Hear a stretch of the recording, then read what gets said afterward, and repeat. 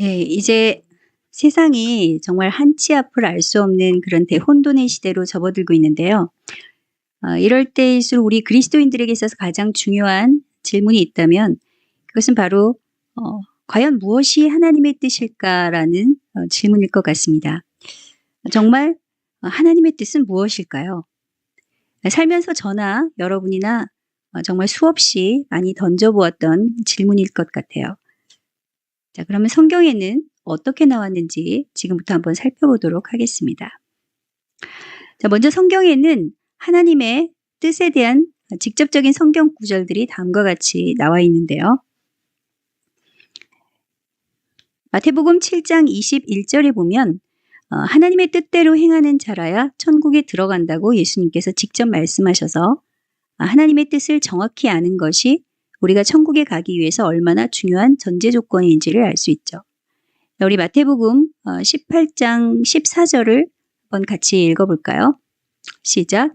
이와 같이 이 작은 자 중에 하나라도 잃는 것은 하늘에 계신 너희 아버지의 뜻이 아니니라.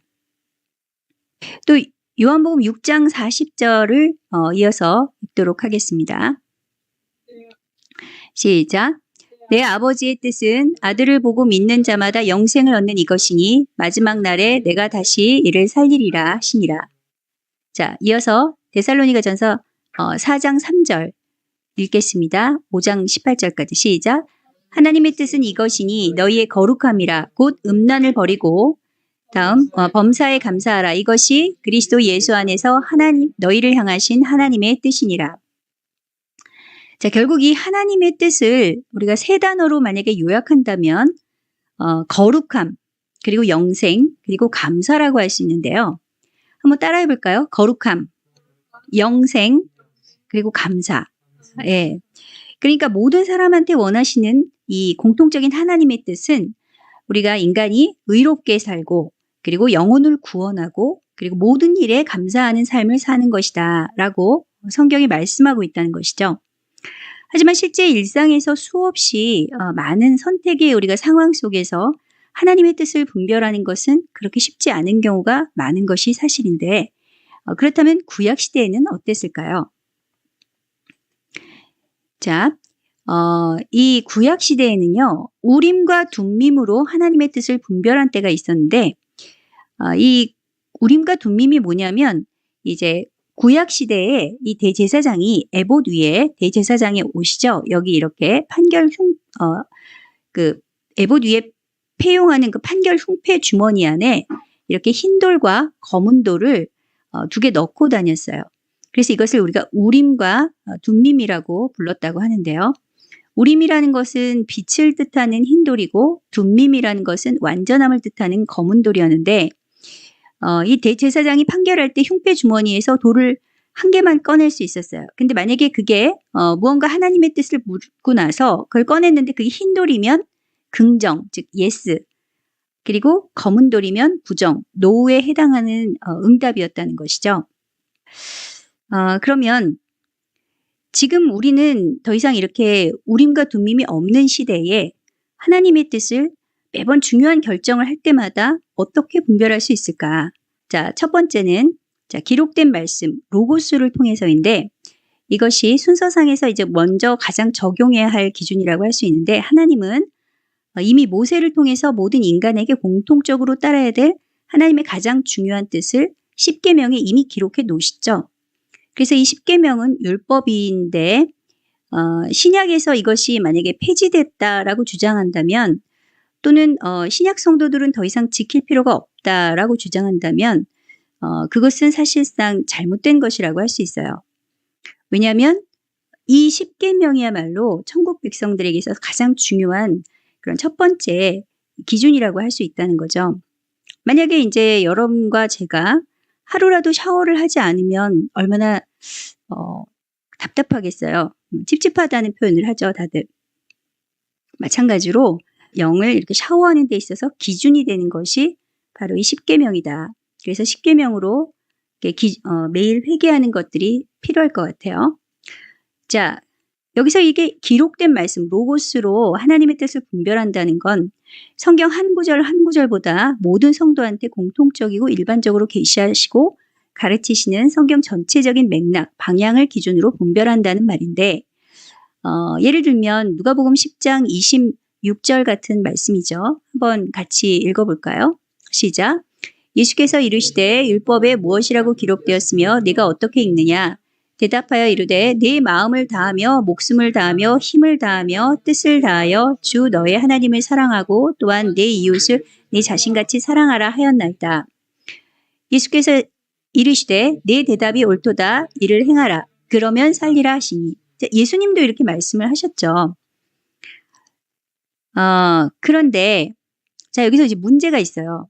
자 이렇게 기록된 말씀을 가지고 우리가 하나님의 뜻을 분별한다고 했는데 만약에 어떤 사람들이 평소에 성경을 거들떠 보지도 않다가 갑자기 이제 상황이 이제 성경을 봐야 되는 상황이 됐어요. 그래가지고 주님의 뜻이 궁금하다고 갑자기 성경을 펼쳤는데 하필 그 구절이 가룟 유다가 목매달아서 자살한 장면이다.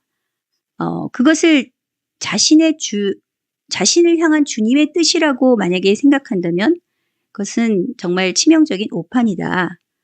그래서는 안 된다. 이런 말이죠. 그래서 매일 기록된 말씀, 성경을 한 장이라도 매일 이렇게 보는 습관이 그리스도인한테 매우 중요하다는 것인데 어쩌다 한번 보고 이렇게 점치듯이 이렇게 성경을 꺼내서 오늘 나에게 주신 구절을 찾고 그런 거 말고요. 매일매일 이 전체를 향한 그 하나님의 그 말씀을 인도하심을 이렇게 매일매일 보는 습관이 우리한테 매우 중요해요. 그래서 여러분들이 이렇게 성경 공부나 매일 말씀으로 경건의 시간을 가지면서 지속적으로 성령의 인도하심을 받기를 축복합니다. 자, 이제 두 번째는요. 말씀은 말씀인데 모든 성도한테 이게 공통적인 말씀이 아니라 한 사람 한 사람 개인한테 주어지는 특별한 말씀을 말해요. 성경에서는 이런 말씀을 헬라어로 레마라고 번역을 하는데요. 이 레마의 말씀도 형태가 다양해요. 자, 첫 번째는 우리가 서로 대화하듯이 육신의 귀로 뚜렷하게 들리는 음성의 레마예요. 하나님의 음성이 이렇게 귀로 들리는 거예요. 유명한 구약시대의 선지자 사무엘이 어렸을 때 엘리 대제사장 밑에서 자라게 돼요. 아주 어린 사무엘인데 처음으로 이제 하나님께서 사무엘을 부르시는 장면이에요. 근데 사무엘아 하고 부르실 때 사무엘아 하고 부르실 때 사무엘이 누구한테 달려가냐면 엘리한테 달려가요. 부르셨어요? 저 여기 왔어요. 이렇게 얘기를 했다는 거죠. 그 말은 무슨 얘기냐면 실제로 이 사무엘한테 하나님의 음성이 엘리 제사장하고 비슷한 또는 엘리 제사장 목소리하고 똑같이 이렇게 착각할 만큼 사람의 음성으로 똑같이 들렸다는 거예요. 자, 이렇게 실제로 그런 음성을 듣고 목회자가 된 여러 명의 사역자들을 저도 알고 있어요. 실제 그런 간증도 들어봤고요. 어떤 분은 이렇게 또 하나님의 음성이 사람 소리가 아니라 천둥 소리로 들렸다는 분도 계셨어요. 자, 반면에 열왕기상을 보시게 되면 19장 11절에서 18절 사이에 선지자 엘리야가 하나님의 음성을 듣게 되는 내용이 나오는데요. 물론 엘리야가 매번 이렇게 듣진 않았겠지만 이 장면이 굉장히 인상적이죠. 자, 강한 바람이나 지진이나 불이 다 지나간 다음에 거기서 소리가 들린 게 아니라 그 지나간 후에 세미한 소리가 들렸다는 거예요. 그래서 들릴 듯 말 듯한 아주 작은 세미한 소리로 하나님의 음성이 임하는 것을 엘리야가 들었다는 것이죠. 자, 한번 같이 읽어볼까요? 시작. 19장 12절이에요. 시작. 또 지진 후에 불이 있으나 불 가운데에서도 여호와께서 계시지 아니하시더니 불 후에 세미한 소리가 있는지라. 19장 13절까지 엘리야가 겉옷으로 얼굴을 가지고 나가 굴 어귀에 섬에 소리가 그에게 임하여 이르시되 엘리야야 네가 어찌하여 여기 있느냐. 자, 만약에 이런 경우라면 우리가 하나님께 온전히 집중해서 듣지 않으면 그 세미한 하나님의 음성을 놓칠 수도 있겠죠. 자, 그럼 신약에서의 레마의 사례는 어떤 것이 있을까? 누가복음 5장 4절에 자, 시몬 베드로한테 예수님께서 뭐라고 말씀하시죠? 자, 깊은 데로 가서 그물을 내려 고기를 잡으라 그랬죠. 근데 바로 이 말씀이 레마로 번역이 돼 있어요. 그러니까 이렇게 생각하시면 될 것 같아요. 기록된 말씀을 우리가 기성복 양복이라고 생각하면 이 맞춤 양복같이 레마라는 것은 그 개인한테 특별한 말씀, 특정한 개인한테 주시는 말씀이다. 이렇게 생각하시면 될 것 같아요. 이건 베드로한테만 하신 말씀이죠. 다른 제자들한테 이렇게 말씀하신 것이 아니고 분명하게 사람을 정해놓고 시몬, 베드로에게 말씀을 했다라고 이야기를 하고 있죠. 바로 이런 것이 레마이죠. 오늘날에는 이 성령님께서 각 성도들한테 이 레마의 말씀을 통해서 이렇게 인도하고 계시죠. 지금 우리가 육신의 예수님을 보는 게 아니니까. 자, 세 번째로 꿈이에요. 꿈. 하나님의 뜻을 알 수 있는 방법으로 꿈이 있는데 자, 이 꿈이 비성경적이라고 주장하시는 분들도 계시지만 사실 성경적으로는 너무 근거가 많이 있어요. 물론 모든 꿈이 다 그런 건 아니지만 실제 성경에서 꿈을 통해서 하나님의 뜻을 알게 되는 사례들이 있다는 거죠.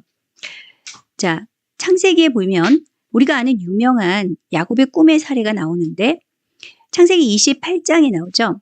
야곱이 에서를 피해서 하란으로 도망갈 때 베델에서 돌베개를 베고 자다가 꿈에 하나님을 뵙고 할아버지 아브라함, 아버지 이삭에게 하신 약속을 야곱에게도 주시겠다고 하신 그 약속을 받게 되죠. 또 세월이 지나서 이 얼룩무늬 그리고 아롱진 무늬 이런 그 무늬가 있는 양들만 자기 소유가 돼서 많은 양을 거느리고 고향으로 돌아가야 할 때가 됐는데 그때도 그 모든 기적의 과정을 하나님이 이렇게 꿈으로 인도를 하셨다라고 기록이 돼 있어요. 또 나중에 화가 난 외삼촌 라반이 추격해 올 때도 하나님께서 직접 라반한테 꿈으로 나타나셔서 야곱에게 선악간에 너 말하지 마. 야곱한테 왜 도망갔냐? 왜 나를 떠났냐라고 말하지 마라. 라고 직접 얘기했다는 것이 성경에 기록되어 있다는 거죠. 하나님이 이렇게 꿈으로 하나님의 사람들을 보호하셨다는 거예요. 야곱이 가장 아꼈던 아들 요셉도 역시 꿈의 사람이었는데 요셉의 꿈은 더 유명하죠. 창세기 37장에 보면 형제들의 곡식단이 자기 곡식단에 절을 하고 심지어 부모님을 상징하는 이 해와 달까지 자기한테 이렇게 절을 하는 꿈을 꾸고 그것을 또 말했다가 결국 형제들의 분노를 사서 인신매매를 당해서 젊은 날을 애굽에서 노예살이를 하게 되는 그런 큰 봉변을 당하기도 했는데 하지만 결국 어떻게 됐어요? 요셉은 애굽의 총리가 돼서 그 꿈은 현실이 됐죠. 또 열왕기상 3장 1절에서 15절에 보면 솔로몬이 하나님께 1000번제를 드리고 하나님으로부터 세상 최고의 지혜를 얻게 되는 장면이 나오는데요. 자, 여기 3장 12절에서 13절까지 말씀을 읽겠습니다. 시작. 내가 내 말대로 하여 내게 지혜롭게 하고 총명한 마음을 주노니 내 앞에도 너와 같은 자가 없었거니와 내 뒤에도 너와 같은 자가 일어남이 없으리라. 내가 구하지 아니한 부귀와 영광도 내게 주노니 내 평생의 왕들 중에 너와 같은 자가 없을 것이라. 예, 누가 하나님이 직접 여러분들한테 이 말씀을 하시는 것을 듣게 된다면 그 사람은 얼마나 기쁘겠어요. 그렇죠? 근데 이게 지금 3장 15절 한번 읽어볼까요? 뭐라고 돼 있어요? 시작. 솔로몬이 깨어보니 꿈이더라. 자, 이게요. 어떤 선지자가 얘기한 것도 아니고 직접 귀로 듣는 음성으로 들은 것도 아니고 꿈에서 들은 거예요. 꿈에서. 하지만 이거는 사실이죠. 왜냐하면 현실로 그대로 성취가 됐으니까요. 자, 성경에서 또 꿈의 사람 하면 다니엘을 빼놓을 수가 없는데요. 다 같이 다니엘 7장 1절 말씀을 같이 읽겠습니다. 시작. 바벨론 벨사살 왕 원년에 다니엘이 그의 침상에서 꿈을 꾸며 머릿속으로 환상을 받고 그 꿈을 기록하며 그 일의 대략을 진술하니라. 자, 여기서 보면 다니엘이 중요한 꿈들을 어떻게 했다 그랬어요? 기록했다 그랬죠? 여러분들은 꿈을 기록하시나요? 저는 이 꿈을 기록하는 그 중요성에 대해서 배우고 나서 거의 한 15년 정도 이 꿈을 계속 기록해 왔던 것 같아요. 물론 매번 꿈을 다 그런 건 아니고 계속 기억이 나고 하나님이 주신 꿈인 것 같다라고 생각이 되면 그것을 꼭 기록을 해놔서 한 1년에 한 번씩 그 꿈을 또는 몇 년에 한 번씩 이렇게 돌아보는 그런 훈련을 해왔는데 그게 실제로 영적 성장에 큰 도움이 됐던 것 같아요. 여러분들도 한번 해보시기를 권면합니다. 예, 자, 근데요, 이 신약을 가면요, 이건 직접적으로 예수님하고 연관이 돼 있어요. 자, 어떻게 연관이 되는지 한번 볼까요? 마태복음 1장 20절 읽어보겠습니다. 시작. 이를 생각할 때 주의 사자가 현모하여 이르되 다윗의 자손 요셉아 내 아내 마리아 되기를 데려오기를 무서워하지 말라. 그에게 잉태된 자는 성령으로 된 것이라. 자, 요셉이 결혼할 마리아가 처녀였는데 임신을 했다는 사실을 알고 몰래 파혼을 하려고 하죠. 그런데 파혼하려고 했을 때 어떻게 했어요? 꿈에, 자, 참 요셉이라는 인물은 신약이냐 구약이나 다 꿈의 사람 같아요. 굉장히 꿈을 통해서 많이 인도를 받는데 이때 이 신약의 요셉, 이 요셉을 통해서 요셉에게 주의 사자가 꿈에 나타나서 그 이야기를 말리게 되죠. 그래서 결혼을 할 수 있도록 인도를 하게 되죠. 자, 2장 13절에도 또 이런 이야기가 나와요. 시작. 그들이 떠난 후에 주의 사자가 요셉에게 현몽하여 이르되 헤롯이 아기를 찾아 죽이려 하니 일어나 아기와 그의 어머니를 데리고 애굽으로 피하여 내가 네게 이르기까지 거기 있으라 하시니. 자, 여기서도 역시 주의 천사가 꿈을 통해서 예수님을 보호하는 장면이 나오죠. 다 이게 지금 현몽하여 꿈에 나타난 이야기예요. 그리고 다시 이스라엘 땅으로 돌아가게 되는 것도 역시 요셉의 꿈을 통해서 그렇게 됐다는 것이죠. 자, 동방박사들의 꿈도 유명하죠. 자, 동방박사들이 이제 돌아가려고 할 때, 헤롯에게 돌아가려고 할 때 그것을 꿈의 지시하심을 받아서 헤롯이 이제 동방박사들에게 해를 가하려고 하는 것을 알고 주께서 그것을 인도하시죠. 그래서 꿈을 통해서 가지 않고 다시 고국길로 피해가는 그런 일도 역시 꿈을 통해서 인도를 받게 되고요. 또 빌라도의 아내가 꿈에 예수님이 이 예수님 때문에 굉장히 많은 애를 태웠다라는 내용이 그래서 이제 예수님을 한테 절대 어떤 상관도 하지 말라고 하는 내용이 어디 나와요? 마태복음 27장 19절에 나오잖아요. 그렇죠? 자, 또 창세기 20장 3절에서 7절에 보면 아비멜렉의 꿈이 나오는데 이 사라가 너무 예뻤어요. 그러니까 할머니가 다 됐는데 이때가 지금 거의 90이 다 된 나이에 이런 사건이 일어난 거죠. 그랬는데도 그 아비멜렉이 사라를 데려갔을 때 아비멜렉 꿈에 하나님께서 나타나셔서 어떻게 했냐면 너 이 여자 때문에 죽게 된다. 이 여자는 남편이 있다. 이렇게 얘기를 하시는 거죠. 이것도 역시 꿈이에요. 그러니까 꿈을 통해서 아브라함과 사라를 보호하신 거죠. 자, 그리고 또 라반의 꿈도 유명하죠. 아까 제가 말씀드렸던 거. 이런 식으로 하나님의 사람들을 하나님께서 꿈을 통해서 보호하고 계셨다. 또 바로의 꿈, 이건 너무 유명하죠. 자, 창세기 41장의 바로의 꿈이 어떤 꿈이었어요? 7년 풍년이 오고 7년 흉년이 오게 되는 그 꿈인데 그것을 물론 요셉이 해석을 하지만 그 꿈을 꾼 사람은 바로였죠. 이렇게 왕의 꿈도 굉장히 중요해요. 왜냐하면 왕의 꿈은 한 개인의 꿈이 아니라 그 나라의 운명을 결정하는 것을 하나님이 보여주시는 거죠. 이방인들한테도 역시 하나님께서 이렇게 역사하신다는 거예요. 다니엘서에 나오는 느부갓네살의 꿈도 마찬가지죠. 자, 이것도 역시 그 꿈을 통해서 하나님께서 온 세상 역사를 누구의 꿈을 통해서 당시 바벨론 제국의 왕인 느부갓네살의 꿈을 통해서 온 세상 역사에 대해서 이야기를 하고 계셨죠. 그 다음에 이 느부갓네살이 물론 이제 같은 인물이 아닌 다른 느부갓네살이라고 많이 학자들은 얘기하지만 자, 이 또 느부갓네살 4장의 꿈이 또 나오죠. 그래서 이 느부갓네살이 어떤 꿈을 꾸게 되는데 아주 큰 나무가 등장을 하고 이게 나무가 베어지는 장면이 나와요. 근데 이 나무가 누구를 상징을 해요? 예, 자기예요. 그 느부갓네살을 상징하는 거죠. 근데 이것을 이 벨드사살이라고 하는 다니엘이 다 해석을 해주게 되죠. 그래서 이제 실제로 이대로 한 7년간을 이 느부갓네살이 뭐 이제 치매인지 또는 뭐 어떤 질병에 걸렸는지 어떤 저주를 받았는지 짐승처럼 있다가 다시 이제 복귀하게 되는 그런 장면이, 그래서 이제 느부갓네살이 하나님을 정말 그 두려워하고 경외하게 되는 그런 장면이 성경에 나오게 되죠. 자, 이렇게 이제 꿈을 통해서 하나님께서 그 역사에 개입하시고, 인간의 역사에 개입하시고, 하나님의 사람들을 인도하시고, 실제로 보호하시고, 이런 장면들을 봤어요. 다음에 이제 환상인데요. 또 환상도 마찬가지예요.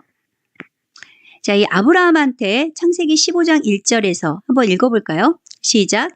이후에 여호와의 말씀이 환상 중에 아브라함에게 임하여 이르시되 아브라함아 두려워하지 말라. 나는 네 방패요 너희 지극히 큰 상급이니라. 자, 이 환상이요. 보통 이제 저는 이렇게 정확한 이런 환상을 본 적이 거의 없었던 것 같아요. 거의. 그런데 한 번 정도 있었던 것 같은데 이렇게 이런 환상을 자주 보지는 않아요. 근데 어떤 분들은 이 환상을 자주 보는 분들도 있는데 이분들의 이야기를 들어보면 이게 마치 비디오나 영화를 틀어놓은 것처럼 정말 보인대요. 그래서 이게 뭐 벽면에 정말 그 장면이 나타나기도 하고 그런다고 하는데, 이제 보통 성경에서는 천사들의 방문이 오는 것도 환상으로 보기도 해요. 꿈으로 나타나는 것 외에도. 그러니까 이제 꿈은 내가 자면서 무의식 중에 일어나는 현상이라고 하면, 환상은 이제 깨어있을 때 지금 나오는 이야기죠. 자, 다니엘서에 이제 그 이야기가 나오는데, 아까 보았던 그 느부갓네살의 그 꿈, 이제 그 신상에 대한 그 꿈에 대해서 이 왕이 자기의 꿈을 이야기를 하지 않아요. 그리고 내가 무슨 꿈을 꿨는데 그 꿈을 나한테 알게 하라고 이 전 술사들한테 그 명령을 하죠. 그리고 그거를 그 지혜자들이 이야기를 하지 않으면 다 죽여버리겠다 그랬어요. 그랬을 때 다니엘만 유일하게 그것을 기도하고 그 다음에 그 꿈을 2장 19절 한번 볼까요? 시작. 예, 이에 이 은밀한 것이 밤의 환상으로 다니엘에게 나타나 보임에 다니엘이 하늘에 계신 하나님을 찬송하니라. 다니엘이 느부갓네살의 꿈을, 그러니까 하나님이 비디오를 딱 틀어주신 거죠. 환상으로. 그래서 느부갓네살의 꿈을 다니엘만 알 수 있었던 거예요. 보고 해석까지 알려주시게 되죠. 약간 다니엘서에는요, 환상과 꿈이 약간 이렇게 섞여서 나오기도 해요. 그래서 그 다니엘이 본 환상이 이제 이와 같은 환상인데, 뭐, 이거는 여러분들이 이제 뭐 지금 제가 이렇게 시간이 없어서 이것이 하나하나 이렇게 좀 설명을 할 시간은 없고요. 여러분들이 다 알고 계신 내용이고 7장을 보시면 돼요. 제가 말씀드리고 있는 것은 하나님께서 환상을 통해서 역사하실 수 있다. 근데 주로 다니엘은 밤에 이 환상을 보았다고 해서 어떤 학자들은 이걸 꿈으로 보기도 하는데 제가 보기에는 이것은 이제 환상인 것 같아요. 왜냐하면 꿈이라고 또 분명하게 기록되어 있는 게 있어서. 자, 이제 7장 13절에서 14절까지 한번 같이 읽어보도록 하겠습니다. 시작. 내가 또 밤 환상 중에 보니 인자 같은 이가 하늘 구름을 타고 와서 옛적부터 항상 계신 이에게 나아가 그 앞으로 인도되매 그에게 권세와 영광과 나라를 주고 모든 나라 백성과 나라들과 다른 언어들을 말하는 자들 모든 자들이 그를 섬기게 하였으니 그의 권세는 소멸을 되지 아니하는 영원한 권세요 그의 나라는 멸망하지 아니할 것이라. 자, 여기서 말하는 인자 같은 이가 누구죠? 예수님이죠. 네, 다니엘이 그러니까 밤 환상 중에, 이때는 예수님이 태어나시기 전 얘기죠. 근데 이미 예수님을 보게 됐고 보좌에 계신 하나님을 보았고, 그리고 그 예수님께 이 모든 영원한 권세, 영원한 나라가 임하게 되는 것을 이 영원한 나라의 통치권이 임하게 되는 것을 보게 되죠. 환상 중에 봤다는 얘기예요. 자, 그 다음에 환상하면 구약에서 또 가장 유명한 인물 중에 한 사람이 다니엘 외에 또 누가 있어요? 에스겔이 있죠. 자, 에스겔 1장 1절 말씀 같이 읽겠습니다. 시작. 30째 해 넷째 달 초다세에 내가 그발강가에 사로잡힌 자 중에 있을 때 하늘이 열리며 하나님의 모습이 내게 보이니. 에스겔은 2차 포로로 바벨론으로 끌려갔던 제사장 중에 하나였는데, 이 에스겔이 끌려가서는 학자들 이야기로는 지금으로 말하면 우선 엔지니어 같이 그렇게 건축이나 뭐 그런 것에 그 노예에 동원이 돼서 노역에 동원이 돼서 일을 했다고 해요. 자, 그런데 그런 에스겔이 어느 날 하늘이 열리면서 하나님의 모습이 보이는 정말 하나님을 보게 되는 그런 환상 가운데 보게 되는 그런 역사가 일어나게 되죠. 그러면서 이제 예언이 임하게 되는데 그게 이제 에스겔서 이제 세상 마지막까지의 역사를 또 에스겔에게 다니엘에게 보여준 것처럼 자세하게 보여주게 되죠. 이것도 역시 뭐예요? 환상을 통해서. 그다음에 이제 아모스에도 환상이 여러 가지 환상이 나와요. 근데 이제 아모스의 여러 가지 7장에 보시면은 여러 환상들이 나오는데 처음에 7장 1절에 보면 이제 메뚜기가 다 먹어버려요. 그러니까 이제 이걸 보고 아모스가 아니 이렇게 하면은 우리 불쌍한 이스라엘 백성들 야곱이 어떻게 이거를 감당합니까? 이렇게 얘기하니까 하나님이 그래? 그러면 너무 심했나? 이러면서 뜻을 딱 돌이키시는 얘기가 나와요. 그 다음에 또 보였더니 불이 나오는데 엄청나게 큰 불이 바다까지 삼키고 생각해 보세요. 불이 바다를 삼킬 정도의 불이면 어떤 불이겠어요? 어마어마하죠. 큰 바다를 삼키고 육지까지 먹으려고 하는 불이 임하는 거예요. 아, 이거를 어떻게 우리 약한 야곱이 견딥니까? 우리 이스라엘이 어떻게 견딥니까? 그렇게 막 이제 아모스가 하나님한테 말씀하니까 부탁하니까 하나님께서 그래? 그럼 이것도 돌이켜야지 하고서는 그 뜻을 바꾸시죠. 이런 장면까지 나와요, 환상에. 그리고 나서 이제 그 다음에 이제 다림줄 환상이 나오는데 이 다림줄을 보고 그러는 거예요, 하나님께서. 이 다림줄을 내가 이스라엘 백성 가운데 두고 다시는 용서하지 않겠다. 그러니까 그만큼 이제 이스라엘 사람들이 엄청나게 우상 숭배를 심하게 했었잖아요. 그러니까 그것에 내가 이만큼 재고 있다.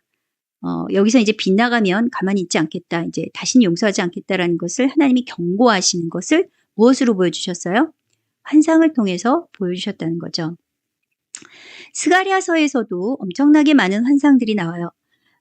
여기에 여러 가지 이제 환상들이 나오는데 그 말들 환상도 나오고 그리고 또 대장장이 환상들도 나오고 여러 환상들이 나오는데 여기에는 이제 환상이라는 말보다 뭐라고 나오냐면 내가 보니 또는 본즉 그죠? 그다음에 2장 1절에 내가 눈을 들어 본즉 그리고 하나님께서 나에게 보이시니라 이런 식으로 표현을 하고 있는데 이것이 다 환상이다라는 것을 기억하시면 좋을 것 같아요. 자, 그 다음에 이제 유명한 사도행전이 나오죠. 자, 사도행전 16장 9절 한번 읽어볼까요? 시작. 밤에 환상이 바울에게 보이니 마게도냐 사람 하나가 서서 그에게 청하여 이르되 마게도냐로 건너와서 우리를 도우라 하거늘. 자, 이걸 보세요. 그러니까 바울이 원래는 아시아, 여기서 말하는 아시아는 우리 지금 속한 이 동북아시아, 동남아시아 이런 아시아가 아니고 이 터키 쪽 소아시아를 가리키는 건데 이쪽으로 가는 것을 못하게 하시고 다른 쪽으로 지금 하나님께 유럽 쪽으로 방향을 틀고 계시는 중이시죠.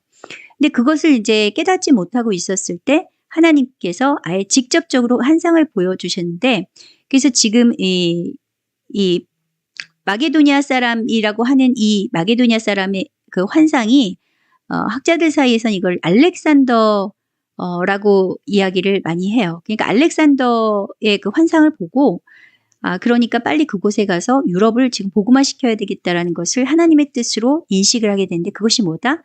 환상이었다. 이해 가시죠? 자, 이렇게 해서 이제 환상. 지금까지 어떻게 해서 처음에 기록된 말씀 로고스, 그 다음에 두 번째가 뭐였죠? 레마. 그 다음에 세 번째가 꿈이었고 네 번째가 환상이었어요. 다섯 번째는 보냄을 받은 사람인데 이건 어떤 사람이든지 다 속할 수 있어요. 예를 들면 선지자도 들어갈 수 있고요. 여러분들이 속한 공동체의 권위자들, 목회자라든지 아니면 전도사님이라든지 이런 분들이 될 수도 있고요. 여러분들을 위해서 기도하고 있는 권사님이 될 수도 있고요. 이렇게 또는 여러분 가족 안에 있을 수도 있어요. 어떤 사람을 통해서 하나님께서 음성을 사람에 통해서 이제 전달을 해 주시는 거죠. 자, 첫 번째 예는 이제 히스기야와 이사야의 이야기인데요. 이제 히스기야 왕 때 이 아수르에 의해서 이제 성이 완전히 공성전으로 둘러싸여서 정말 멸망 직전까지 간 적이 있었어요. 그래서 이제는 우리는 끝났구나라고 생각할 때 이 왕이 계속 기도하다가 이제 이사야한테 보내요. 이사야한테 도와달라고 기도를 해달라고 그렇게 했을 때 이 이사야가 기도하고 나서 뭐라고 얘기를 하냐면 자 19장 6절 한번 읽어볼까요? 시작. 이사야가 그들에게 이르되 너희는 너희 주에게 이렇게 말하라. 여호와의 말씀이 너는 아수르 왕의 신복에게 들은 바 날 모욕하는 말 때문에 두려워하지 말라.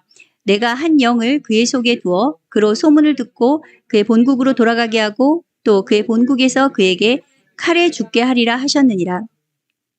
자, 이사야 선지자가 왕 히스기야에게 하나님이 주신 말씀을 그대로 가서 대언을 했어요.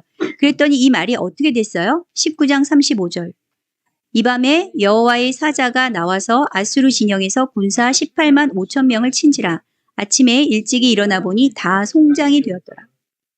그리고 19장 37절 시작. 그가 그의 신 닌록에 신전에서 경배할 때 아드람 멜렉과 사레셀이 그를 칼로 쳐 죽이고 아라라 땅으로 그들이 도망하며 그 아들 에사라돈이 대신하여 왕이 되니라. 이 전부 다 이제 아들들 간에 이제 싸움이 일어났던 건데 결국은 이 침공을 해왔던 아수르 왕이 허망하게도 자기 아들들한테 죽게 되는 그런 결과가 오는데 이것이 전부 이사야가 예언한 그대로 일어났죠. 자, 그 다음에 사무엘하에 보게 되면 뭐 잘 아시는 나단과 다윗의 이야기가 나오죠. 다윗이 밧세바 범죄했을 때 하나님께서 누구를 보내셨어요? 선지자 나단을 보냈어요. 그래서 나단이 다윗은 아무도 모르는 줄 알았는데 나단이 그 사실을 정확하게 지적을 하게 되죠. 그래서 그 이야기 앞에 어떻게 했어요? 다윗이 회개하게 되죠. 자, 12장 7절 한번 읽어보세요. 시작. 나단이 다윗에게 이르되 당신이 그 사람이라. 12장 12절.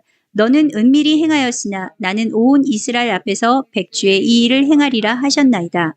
그리고 다윗이 어떻게 해요? 시작. 다윗이 나단에게 이르되 내가 여호와께 범죄하였나이다. 나단이 다윗에게 말하되 여호와께서도 당신의 죄를 사하셨으니 당신이 죽지 아니하려니와 이 일로 말미암아 여호와의 원수가 크게 비방할 거리를 얻게 하였으니 당신이 낳은 아이가 반드시 죽으리라. 하나님의 뜻을 전하는데 다윗이 정말로 회개를 하니까 네가 용서는 받지만 그러나 그 죄에 대한 대가로 그 불륜의 결과로 낳게 된 그 아이는 너희 죄의 결과로 낳게 된 아이는 죽게 된다라는 말도 그대로 전하게 되죠. 또 에스더 4장 13절에서 17절에 보면 에스더에게 모르드게가 가서 이야기를 하죠. 그래서 유명한 말을 하죠. 4장 13절부터 읽게요. 시작. 너는 왕궁에 있으니 모든 유다인 중에 홀로 목숨을 건지리라 생각하지 말라. 이때에 네가 만일 잠잠하여 말이 없으면 유다인은 다른 데로 말미암아 노임과 구원을 얻으려니와 너와 네 아버지의 집은 멸망하리라. 네가 왕후의 자리를 얻은 것이 이때를 위함인지 누가 알겠느냐. 자, 이 모르드게는 선지자도 아니죠. 제사장도 아니죠. 그냥 에스더의 삼촌, 친척이죠. 보호자예요. 여러분 같으면 그냥 아버지, 양육해 주신 분. 그런 부모를 통해서도 이와 같이 하나님의 음성이 전달될 수 있다.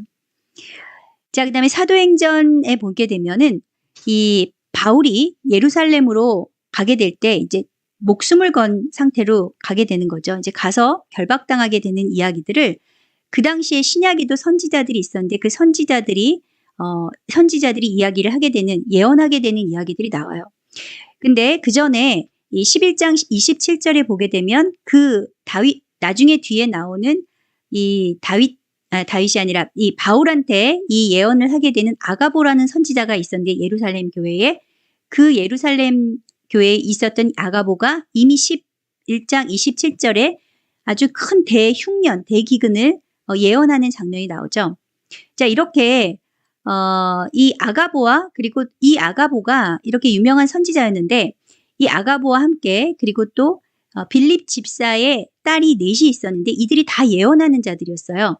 그래서 이들이 전부 다 다윗한테 가서 가면 죽게 돼요. 가지 말아요. 하는 그 예언을 몸으로 일단 막 다 했어요. 그랬는데 그때 바울이 어떻게 했어요?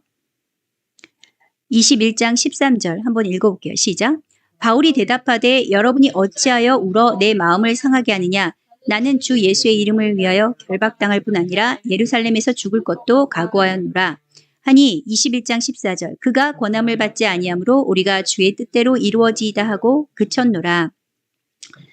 자, 바울은 자기도 알고 있었어요. 자기도 이미 예언을 받았어요. 하나님으로부터 이미 자기가 예루살렘에 결박당할 것을 알았지만 또 한 번 검증을 받았어요. 그런데 해석하는 게 달랐죠. 이 아가보나 이 빌립의 딸들은 예언하는 사람들은 어떻게 했어요? 그러니까 가면 안 된다라고 예언을 했고 해석을 했고 바울은 어떻게 했어요? 그럼에도 불구하고 죽기를 각오하고 가서 복음을 전해야 된다라고 해석을 했다는 거죠.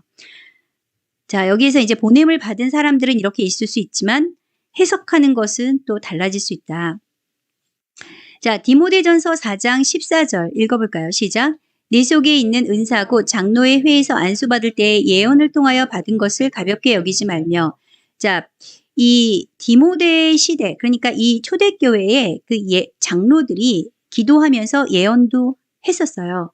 그러니까 이 예언이 이제 완전히 그쳤다라고 주장하는 것도 문제가 있는 거예요.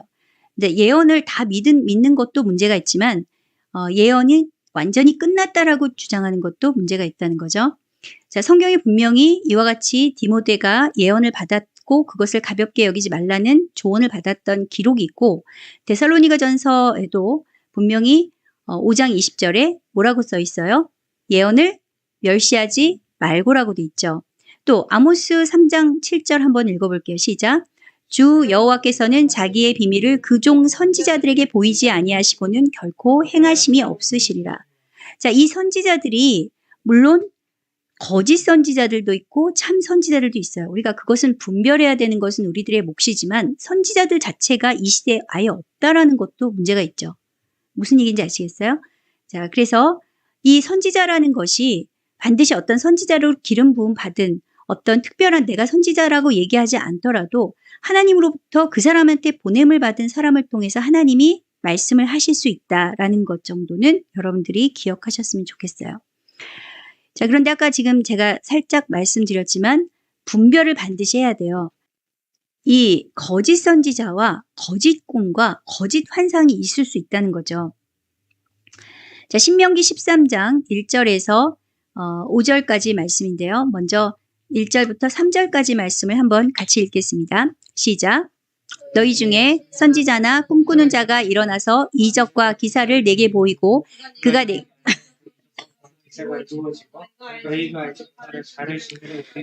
따라 섬기자고 말할지라도 너는 그 선지자나 꿈꾸는 자의 말을 청종하지 말라. 이는 너희의 하나님 여호와께서 너희가 마음을 다하고 뜻을 다하여 너희 하나님 여호와의 사랑하는 여부를 알려하라 하사 너희를 시험하심이니라. 자, 여기에서 뭐라고 돼 있어요? 선지자나 꿈꾸는 자가 일어나서 이적이나 기적을 보이고 그게 실제 이루어진다고 하더라도 그것을 다 믿지 말라는 거예요. 근데 전제 조건이 있어요. 여기서 뭐예요? 무슨 내용으로, 무슨 목적으로 이야기하죠? 뭐라고? 다른 신들을 우리가 따라 섬기자고 말할지라도. 다시 말해서 하나님께서 기존에 말씀하신 그 계명과 다르게 우상을 따라서 하나님을 따르지 말고 우상을 따르자. 이렇게 말을 한다면 이거 하나님의 뜻과 정반대로 가는 그러한 꿈과 그러한 선지자의 말은 어떻게 하라고요? 청종하지 말라. 이것을 분명히 기억하라는 거예요. 그러니까 그것이 막 현실에서 누가 이렇게 얘기했는데 이루어졌어. 이게 무당이 그렇게 잘하잖아요. 근데 그렇게 했지만 그가 결국 추구하는 것은 하나님과 정반대의 길이에요. 우상을 따르는 길이죠. 그것은 절대 따라가면 안 된다는 거죠. 지금 현대에는 교회에 다니시는 권사님 또는 집사님들 중에서도 상당히 많은 사람들이 사실은 이렇게 점을 보러 다니시고 운세를 보고 또 토정비결을 보고 그리고 결혼할 때 궁합을 보고 또 날을 받고 뭐 이사 갈 때 날을 받고 이런다는 이야기를 들었어요. 지금 이와 같은 이야기예요. 그 사람들 다 특징이 뭐냐면 용하다는 거예요. 이렇게 하면 굉장히 좋은 일이 있다라는 거죠. 그렇다고 할지라도 이건 뭐라 그랬어? 분명히 다른 신들을 따라 섬기는 것은 절대로 청종해서는 안 되고 그것은 거짓 선지자, 거짓 꿈, 거짓 환상이다라는 거죠. 자, 마태복음 24장 24절 읽겠습니다. 시작. 거짓 그리스도들과 거짓 선지자들이 일어나서 큰 표적과 큰 기사를 보여서 할 수만 있으면 택하신 자들도 미혹하리라. 그래서 성경에서 거짓 선지자의 가장 대표적인 예가 발람인데요. 이 발람의 이야기, 민수기 22장을 보시면 이 이야기들은 여러분들이 이제 성경에서 많이 들어봤을 텐데 제가 이제 간단하게만 모르시는 분들 위해서 잠깐 이제 스토리만 말씀을 드리면 어느 날 이 발람이라는 선지자인데 이 발락, 그러니까 모압에 있는 사람들이 와서 부탁을 해요. 왕의 부탁을 받고 와서 이 이스라엘 백성들을 저주를 해달라는 거죠. 그런데 발람은 절대로 이미 하나님으로부터 그들과 같이 말라는, 그 백성을 저주하지 말라는 계시를 받았어요. 받았음에도 불구하고 이 사람들이 아주 엄청난 그 은금을 가지고 온 거예요. 그러니까 그 돈의 눈이 어두워서 뭐라고 얘기를 하냐면 한번 22장 19절을 볼까요? 시작. 그런즉 이제 너희도 이 밤에 여기서 유숙하라. 여호와께서 내게 무슨 말씀을 더하실는지 알아보리라. 자, 그냥 함께 가지도 말고 저주하지도 말라고 했으니까 나는 못하겠다 하는 걸로 끝나야 되는데 그 다음에 여기다가 이렇게 단서를 달죠. 혹시 하나님이 뭐라고 말씀하실지도 모르니까 한번 기다려보자. 뭐 이런 식으로 이렇게 얘기를 한 거예요. 자기가 이제 여지를 둔 거죠. 그랬더니 하나님께서 아니나 다를까 말씀하셨어요. 근데 뭐라고 얘기하셨어요? 발람이 원하던 말을 했어요. 따라 읽어볼까요? 시작. 그 사람들이 너를 부르러 왔거든. 일어나 함께 가라. 그러나 내가 내게 이르는 말만 준행하지. 가라는 거예요. 발람은 가고 싶었어요. 돈을 받고 가고 싶었던 거죠. 그런데 하나님께서 이 마음을 이미 아셨기 때문에 그래 가. 그런데 내가 시키는 말만 해. 그래서 따라갔는데 그때 무슨 일이 났어요? 나귀가 계속 안 가는 거예요. 3번이나 돌이켜서 피하니까 나중에는 어떻게 해요? 이제 죽이려고 하니까 나귀 입을 하나님이 열게 하시죠. 그래서 하나님이 이 나귀가 뭐라고 얘기를 해요?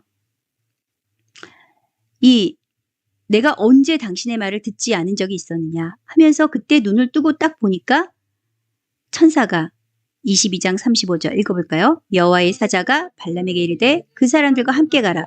내가 네게 이르는 말만 할지니라. 발람이 발락의 고관들과 함께 가니라. 자, 이 스토리를 통해서 여러분들이 알 수 있는 건 뭐예요?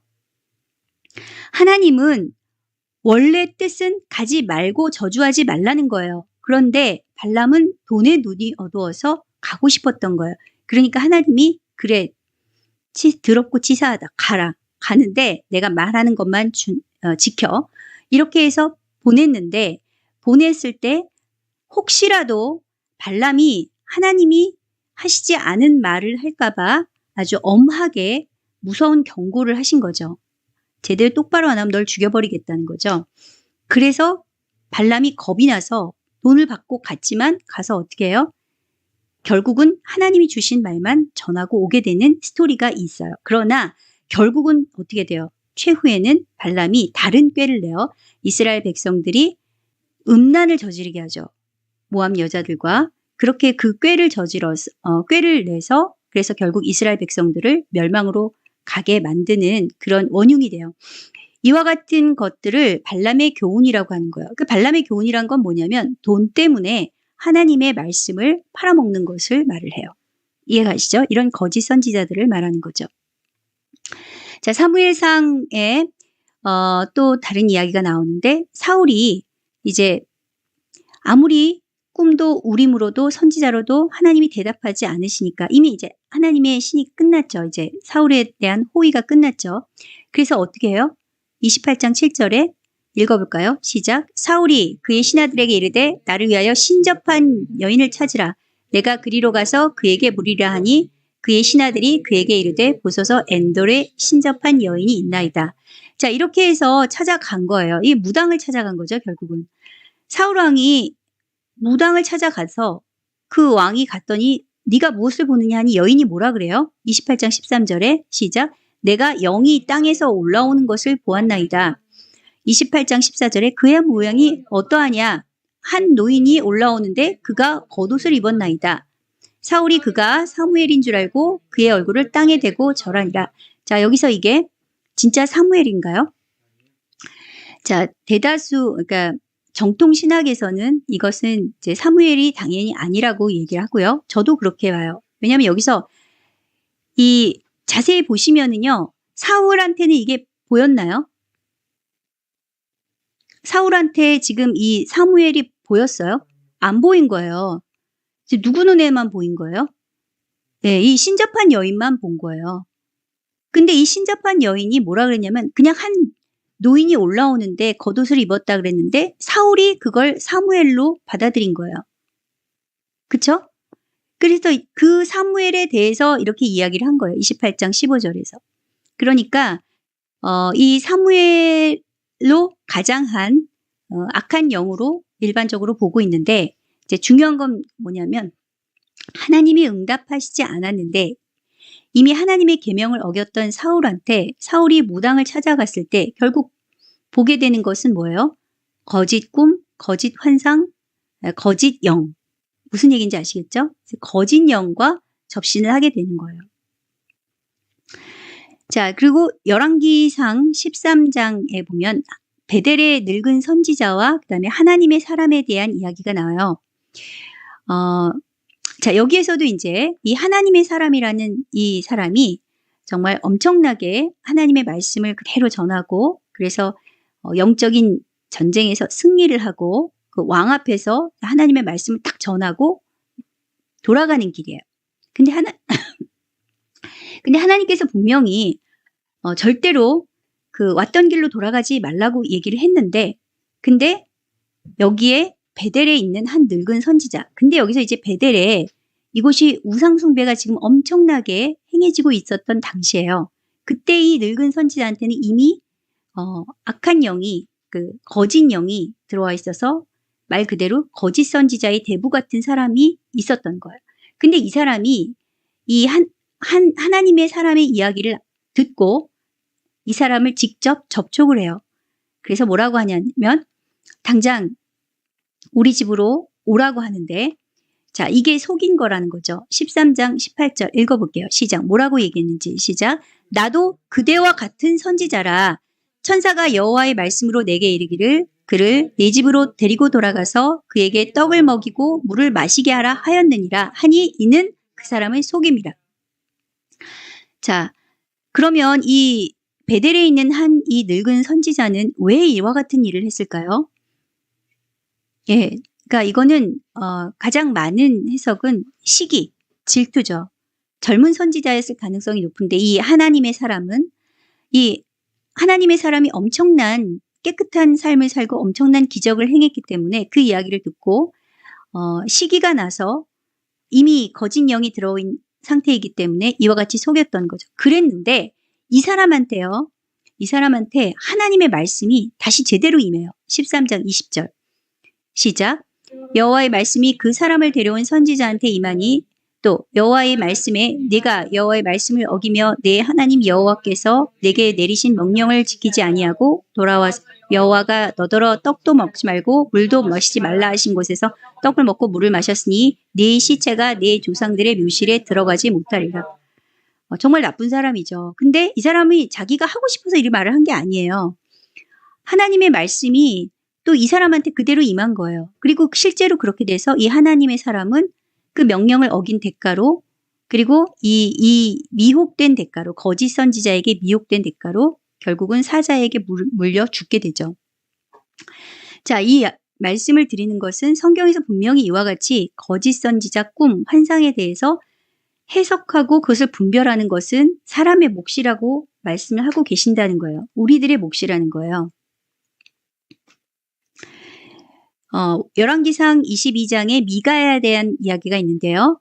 이 아합과 이 아합 왕 때였죠. 이 미가야 선지자가 아주 대다수의 선지자들이 다 거짓말하는 그 선지자들이었고 혼자서만 독한 말을 쏟아내면서 바른 말을 했던 선지자였어요. 미가야가. 그런데 이 미가야가 나중에 이제 환상을 보게 되고 그 환상을 본 이야기를 하는데 이 이야기가 우리한테 굉장히 중요한 어떤 단서가 돼요. 자, 열왕기상 22장 19절 말씀 같이 읽겠습니다. 쭉 시작. 미가야가 이르되 그런즉 왕은 여호와의 말씀을 들으소서. 내가 보니 여호와께서 그의 보좌에 앉으셨고 하늘의 만군이 그의 좌우편에 모시고 서 있는데 여호와께서 말씀하시기를 누가 아합을 꾀어 그를 길르앗 라못에 올라가서 죽게 할꼬 하시니 하나는 이렇게 하겠다 하고 또 하나는 저렇게 하겠다 하는데 한 영이 나와 여호와 앞에 말하기를 내가 그를 꾀겠나이다. 여호와께서 그에게 이르시되 어떻게 하겠느냐 이르되 내가 나가서 거짓말하는 영이 되어 그의 모든 선지자들의 입에 있겠나이다. 여호와께서 이르시되 너는 꾀겠고 또 이루리라. 나가서 그리하라 하셨은즉. 자, 사실 이 내용은 다 읽어봐야 될 너무나 중요한 이야기인데요. 거짓말하는 영을 하나님이 보내신다는 게 말이 되나요? 이렇게 질문하시는 분들이 있어요.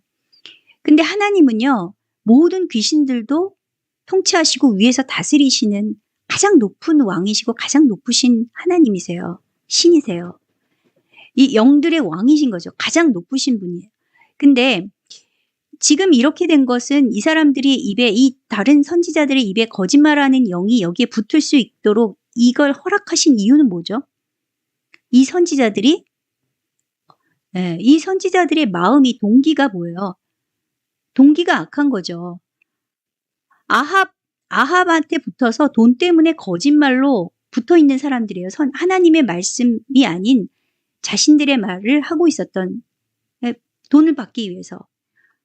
그런 그 거짓 선지자들의 입에 거짓말하는 영이 붙어버린 거예요. 자, 그래서 이 거짓 선지자 중에 하나였던 이 시드기야가 미가야 뺨을 때리면서 아니 여호와 영이 나를 떠나서 어디로 가서 너한테 말씀하시더냐 이렇게 얘기를 하니까 미가야가 뭐라 그래요? 시작. 미가야르되 네가 골방에 들어가서 숨는 그날에 보리라. 자, 참 선지자와 거짓 선지자의 가장 큰 차이가 뭐예요? 참 선지자는 하나님의 음성을 골방에 들어가서 그러니까 사람들의 눈을 의식하지 않고 듣는다는 거예요. 하나님 음성을. 그런데 이 나머지는 뭐예요? 이 선지자들의 특징은 뭐죠? 아합을 의식한 거죠. 아합. 왕을 의식해서.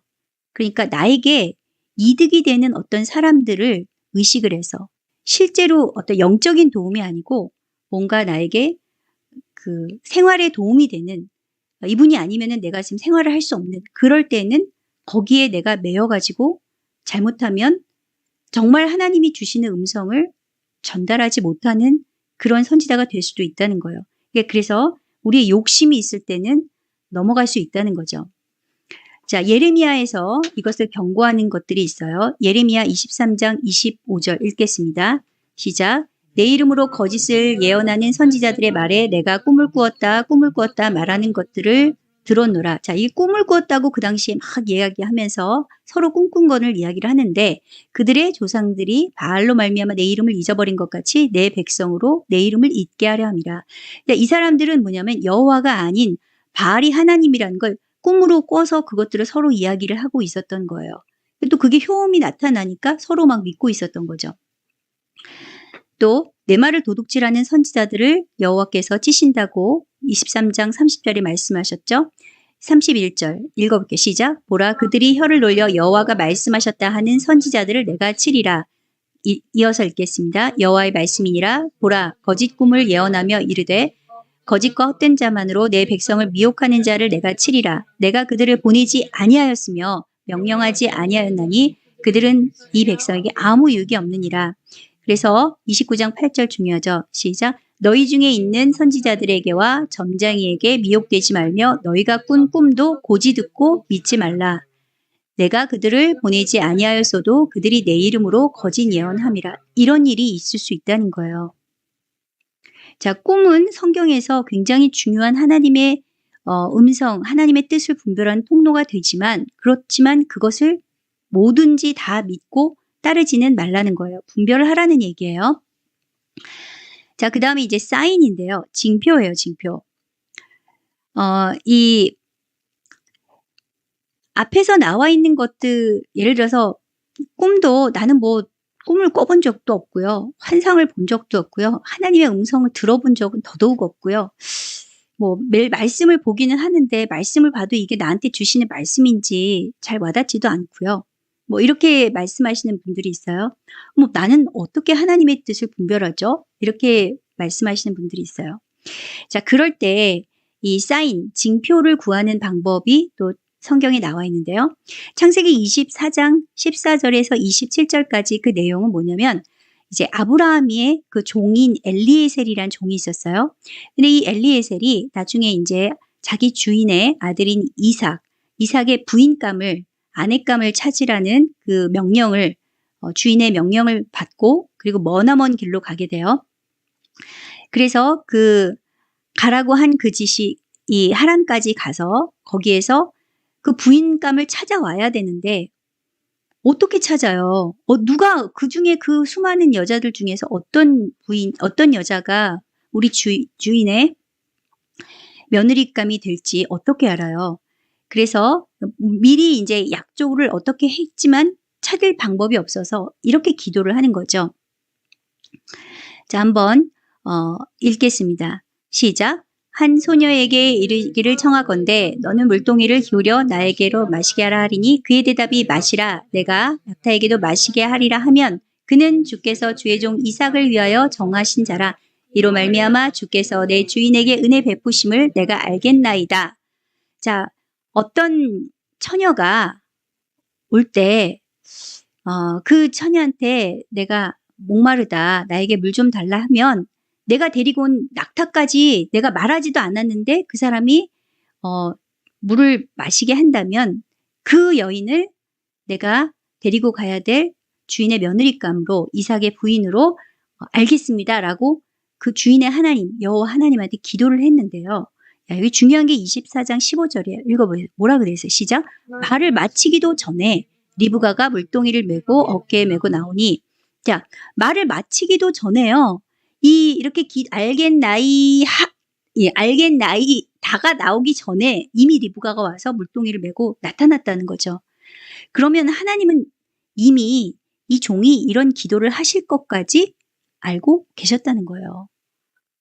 이렇게 하나님은 전지전능하신 분이세요. 그리고 이 기도가 합당하다는 거예요. 이 기도가 합당한 걸 아시기 때문에 바로 응답을 하신 거예요. 그래서 결국은 어떻게 돼요?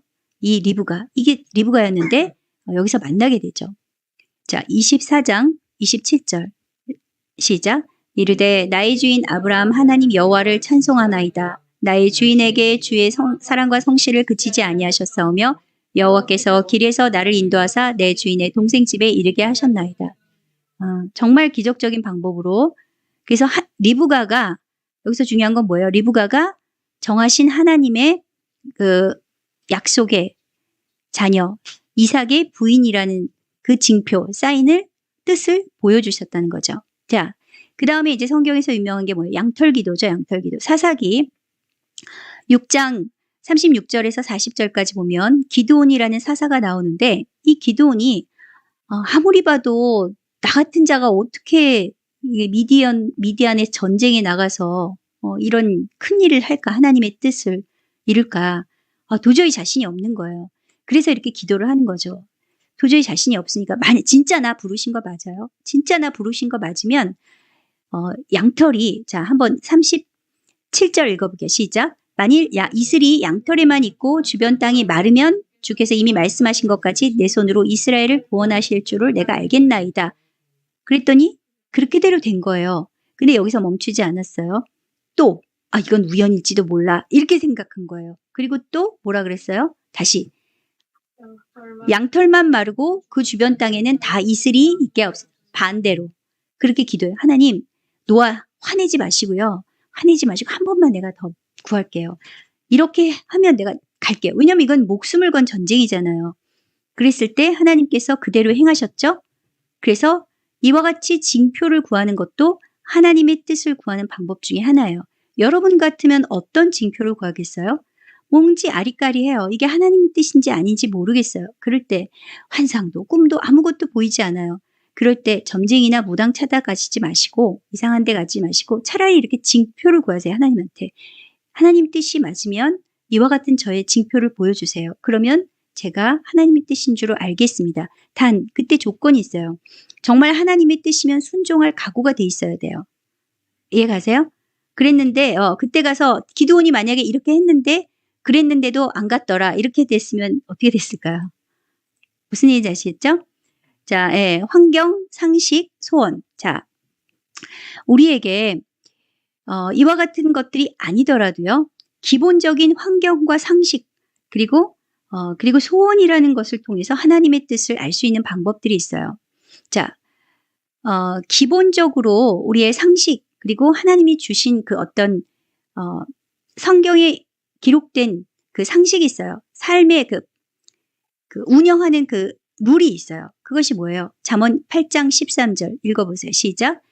여호와를 경외하는 것은 악을 미워하는 것이라. 나는 교만과 거만과 악한 행실과 패역한 입을 미워하느니라. 자, 이와 같은 것들은 당연한 거예요. 이게 지금 교만한 자리에 가고 거만한 자리에 가고 악한 행실을 하고 패역한 입을 하면서 이게 하나님의 뜻일까 아닐까 고민할 필요가 없는 거죠. 그죠? 자, 그리고 환경. 자, 이게 지금 하나님의 뜻일까 아닐까 구분할 때 여러분이 주어진 환경을 보세요. 내 주변에 예를 들어서 요리하는 사람만 있어요.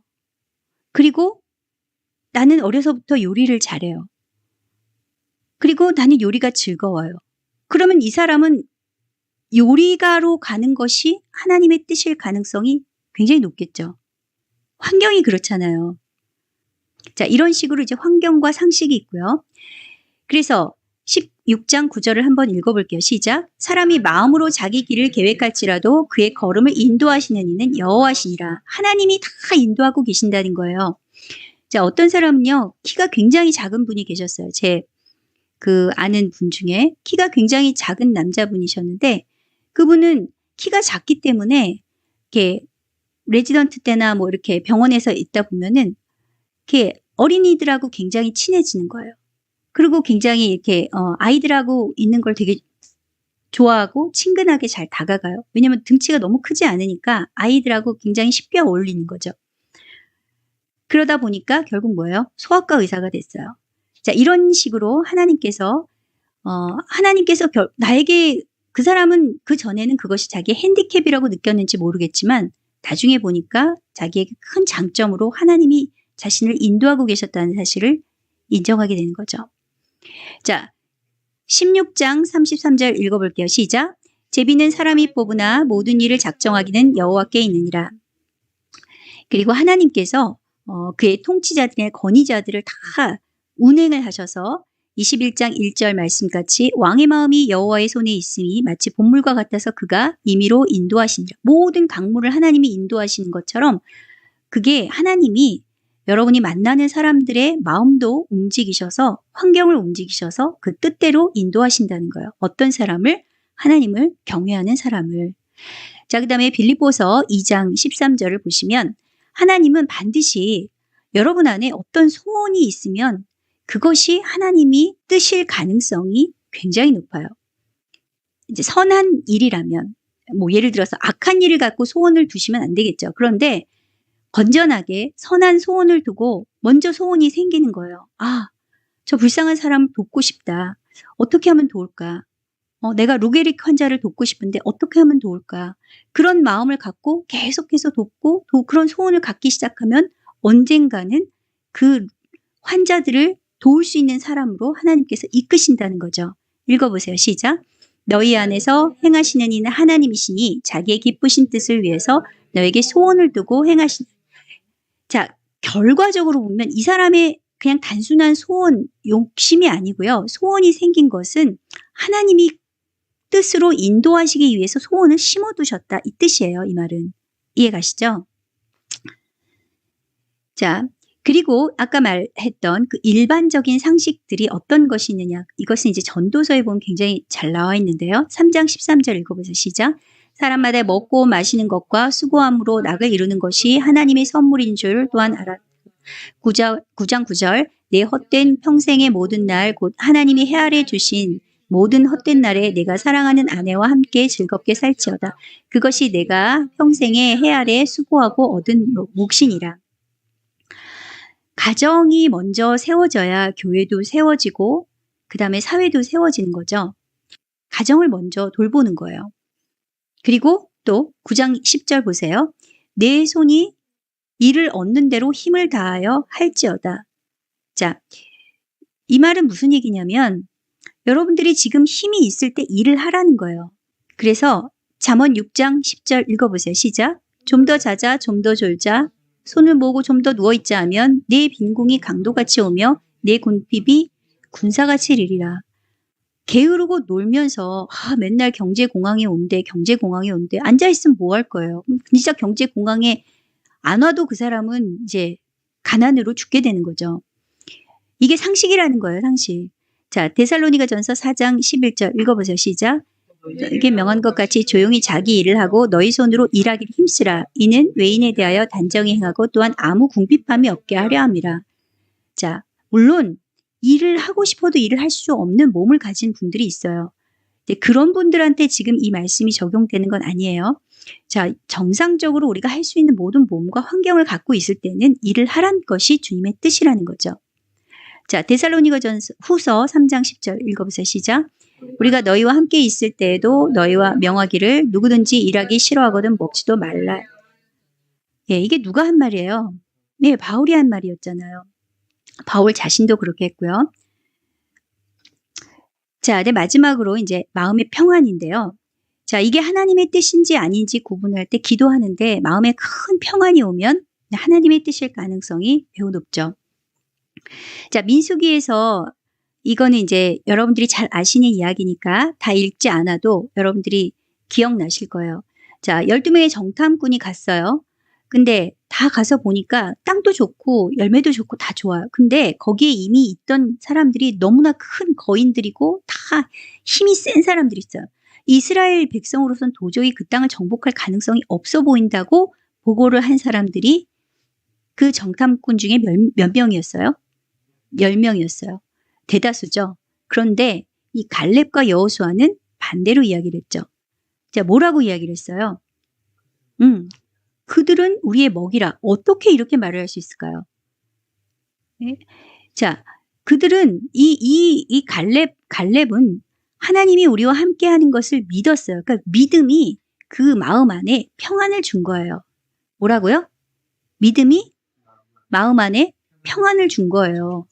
다른 사람들이 지금 돌로 쳐서 죽이려고 하더라도 끝까지 이렇게 말을 하고 결국은 하나님의 인정을 받죠. 14장 24절 읽어보세요. 시작. 내 종 갈렙은 그 마음이 그들과 달라서 나를 온전히 따랐은즉 그가 갔던 땅으로 내가 그를 인도하여 드리니 그의 자손이 그 땅을 차지하리라. 다윗도 마찬가지였어요. 다들 골리앗을 보고 놀라서 두려워하고 심지어 그 왕도 어떻게 했어요? 두려워서 벌벌 떨고 있었어요. 그랬는데 다윗은 어떻게 했어요? 그 어린 다윗이 이 할례받지 않은 블레셋 사람이 누구라고 감히 하나님의 군대를 모욕해 하고 가는데 잘 보세요. 블레셋 사람이요 다윗에게 점점 가까이 나가요. 그리고 다윗을 업신여기고 점점 앞으로 가까이 나가요. 그런데도 어떻게 돼요? 그런 겁이 날 거 아니에요. 처음에 말을 하다가도. 근데 겁이 안 나는 거예요. 17장 45절에 더 분노하죠. 다윗이 뭐라 그래요? 너는 칼과 창과 단창으로 내게 나아오거니와 다 읽어보세요. 시작. 나는 만군의 여호와 이름 곧 네가 모욕하는 이스라엘 군대의 하나님의 이름 내게 나아가.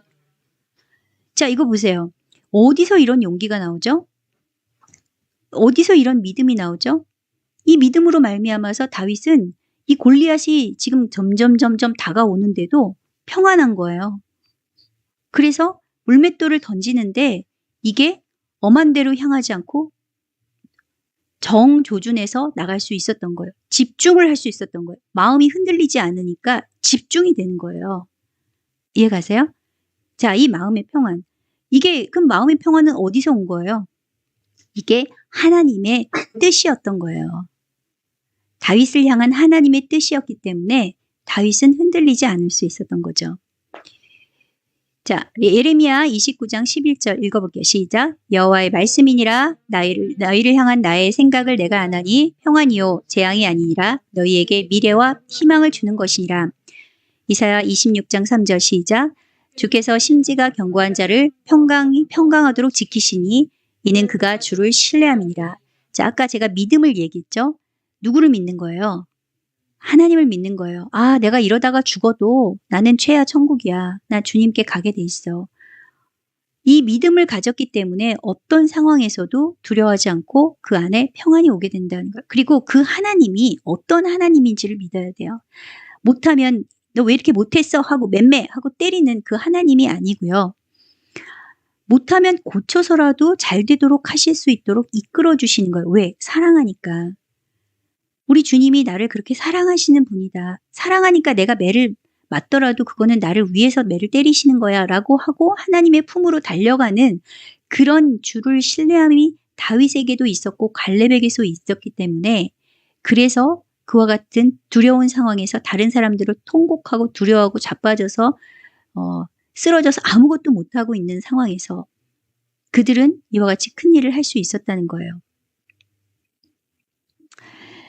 하박국 3장 17절부터 한번 읽어볼게요.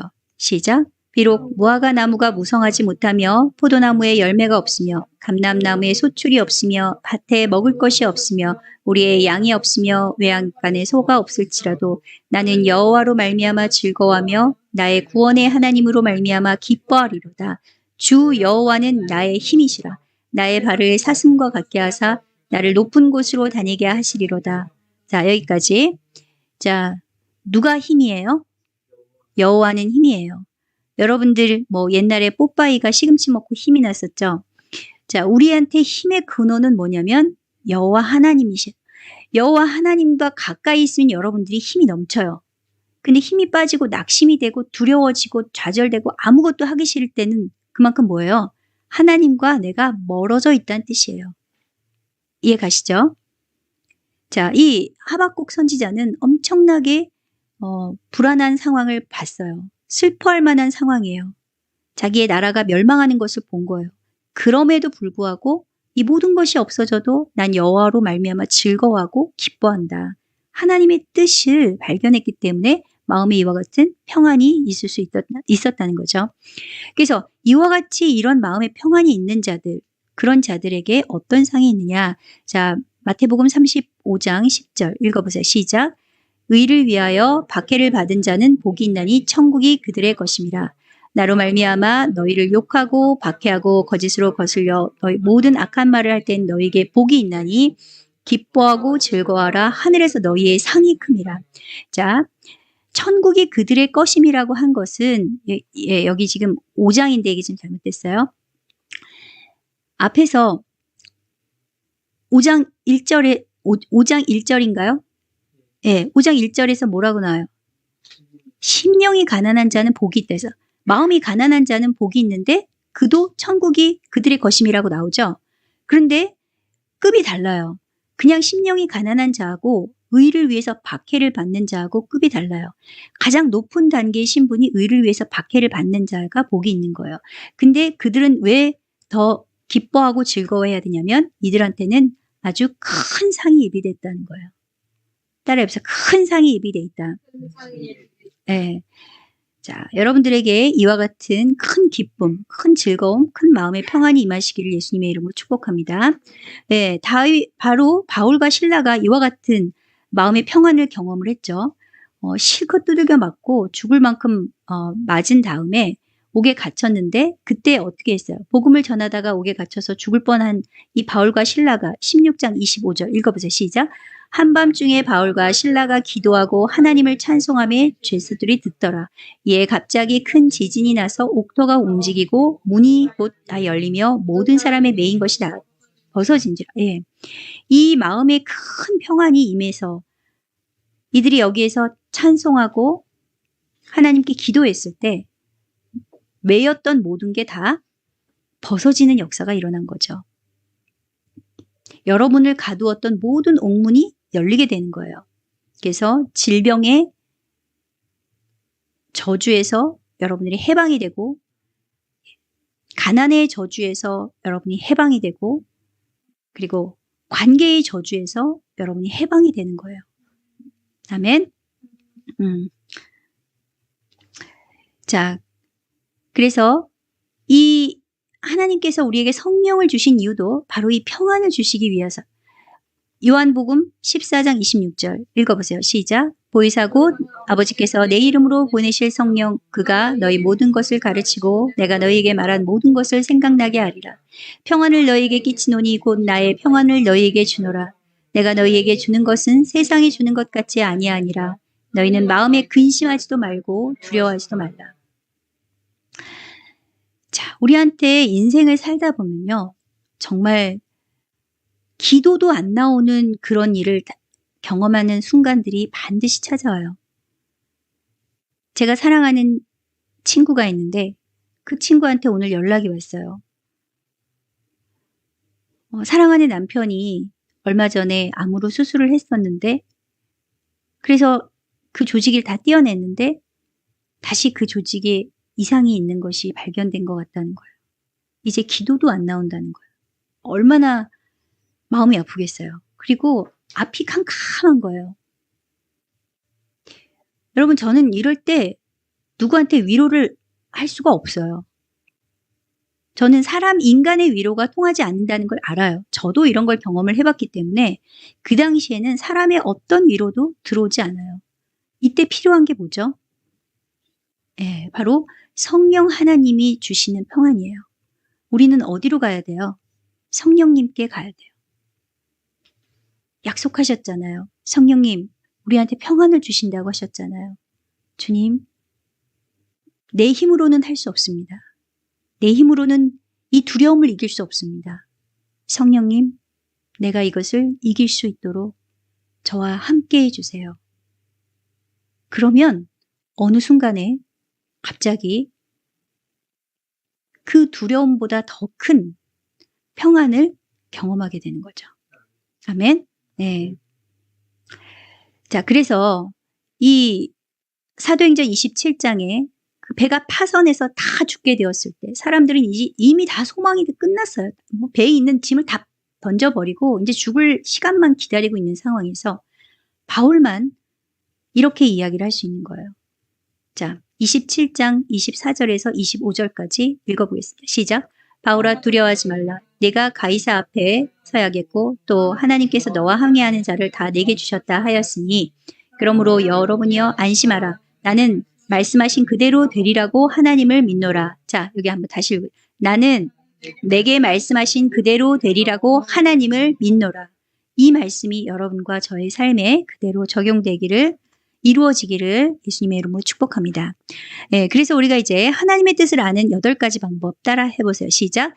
기록된 말씀, 주어진 말씀, 꿈, 환상, 보냄을 받은 사람, 사인, 환경, 상식, 소원, 마음의 평안. 자, 이제 여러분들이 이걸 가지고 이제 생활 속에서 구체적으로 하나님의 뜻을 분별하실 수 있으실 것 같으세요? 아멘. 네. 자, 한 가지 덧붙이면 하나님은 그분의 뜻을 바꾸신 경우도 성경에 기록돼 놓으셨는데요. 아까도 말씀드렸지만 아모스서에서 하나님은 선지자들의 기도, 중보를 통해서 바꾸시기도 하고요. 모세가 기도를 했을 때 뜻을 돌이키시고 그 백성들을 죽이지 않고 화를 내리지 않은 사건도 있었죠. 또 열왕기 하에 보게 되면 히스기야가 죽게 되니까 이사야가 이제 당신의 삶이 이제 끝났으니까 정리하세요.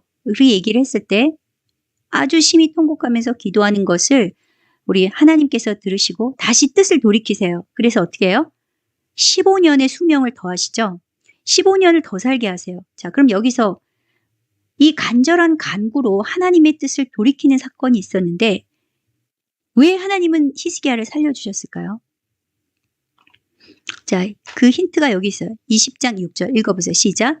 내가 네 날에 15년을 더할 것이며 내가 너와 성을 아수르 왕의 손에서 구원하고 내가 나를 위하여 또 내 종 다윗을 위함으로 이 성을 보호하리라 하셨다 하라.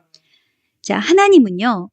히스기야만을 위해서 그런 게 아니라 그 당시에 아수르에 포위되어 있는 이 백성들이 히스기야가 지금 전쟁 중인데 여기서 죽게 되면 어떻게 돼요?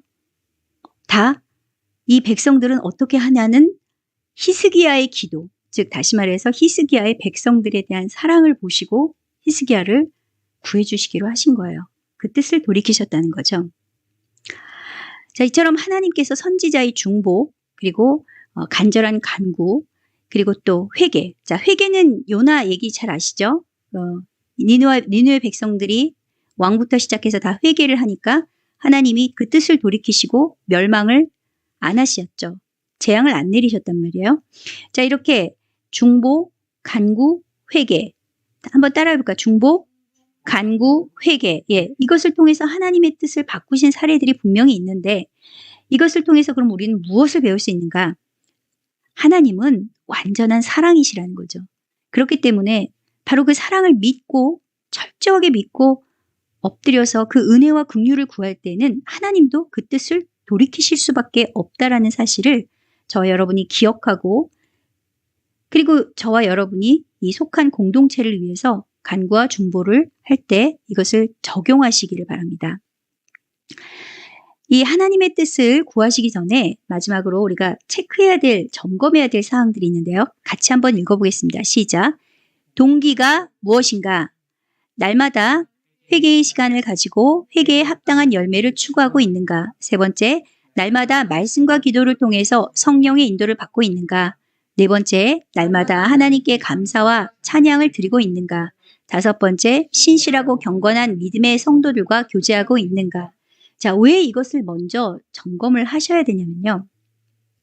이렇게 하지 않으면 앞에서 우리가 살펴본 것처럼 다른 영들, 악한 영들에 의해서 잘못된 인도를 받으면서 이게 성령의 인도로 착각할 수 있기 때문이죠.